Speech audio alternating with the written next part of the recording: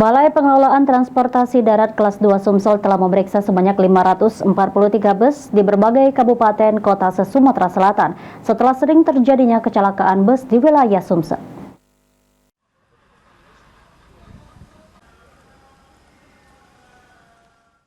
Balai Pengelolaan Transportasi Darat kelas 2 Sumatera Selatan telah memeriksa sebanyak 543 bus di berbagai kabupaten kota se-Sumatera Selatan setelah sering terjadinya kecelakaan bus di wilayah Sumatera Selatan.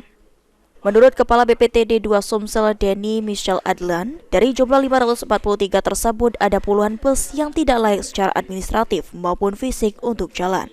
Ditambahkan Denny, dirinya telah berkoordinasi ke seluruh kepala terminal untuk melakukan pengecekan fisik kendaraan.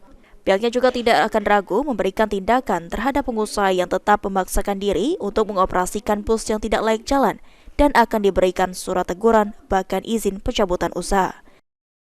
Ya, saya menghimbau kepada pemilik, pengemudi, dan juga mungkin penumpang ya, itu bisa memberikan, kalau dari sisi penumpang bisa memberikan informasi bahwa kendaraan yang dia naikin ini tidak layak, misalnya dari pengamatan penumpang ya. Kemudian juga mungkin tata cara pengemudinya ugal-ugalan.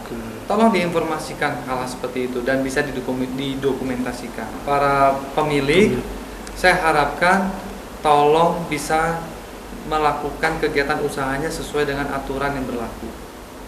Laporkan kepada kami bahwa kendaraan yang dimiliki itu ada berapa armadanya, terus kemudian juga mungkin bisa melakukan rem cek, memasukkan kendaraannya mungkin ke dalam terminal kami, sehingga kita bisa melakukan pengecekan di situ.